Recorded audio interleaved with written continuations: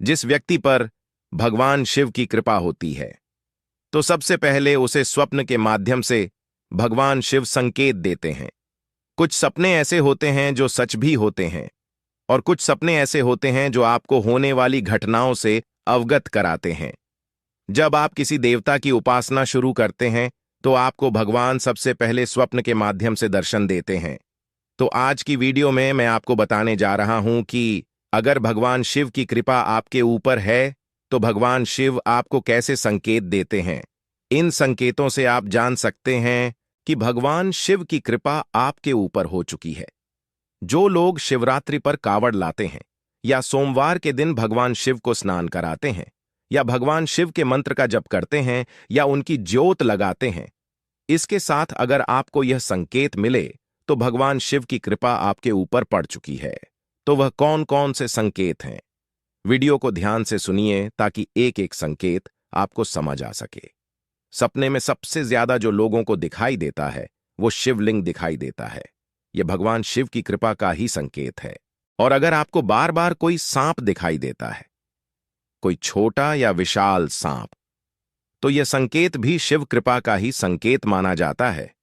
कई बार आपको किसी नदी में शिवलिंग दिखाई देता है, जैसे कि आप नदी में डूब रहे हैं, अचानक नदी में शिवलिंग आया और आपने शिवलिंग को पकड़कर नदी पार की। स्वप्न के माध्यम से कई बार किसी खंडहर जगह में आपको शिवलिंग दिखाई देता है, आपको कोई पुराना शिव मंदिर दिखाई देता है, तो यह संकेत बाबा भोलेनाथ की कृपा के ही संकेत होते हैं। कई बार आपको भगवान शिव की मूर्ति दिखाई देती है जो कि आशीर्वाद मुद्रा में होती है। कई बार आपको सपने में शेर भी दिखाई देता है।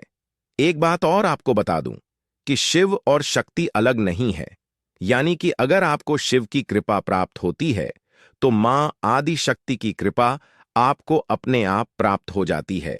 जब आप भगवान शिव को स्नान कराते हैं तो आप देखते हैं कि शिवलिंग में माता पार्वती का स्थान विशेष रूप से होता है, जिसके ऊपर पूरा शिवलिंग टिका होता है।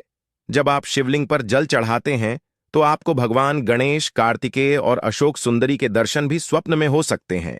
ऐसे ही मां पार्वती, मां दुर्गा से जुड़े हुए संकेत आपको मिलने प्रारंभ हो जाते हैं।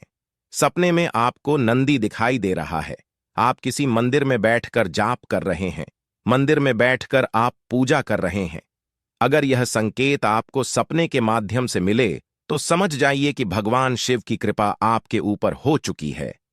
कई बार आपको ओम नमः शिवाय मंत्र स्वप्न के माध्यम से सुनाई देता है। सपने में आपको कोई लंबे बालों वाला व्यक्ति आशीर्वाद दे रहा है, तो यह संकेत भी बाबा भोलेनाथ की कृपा का ही संकेत है।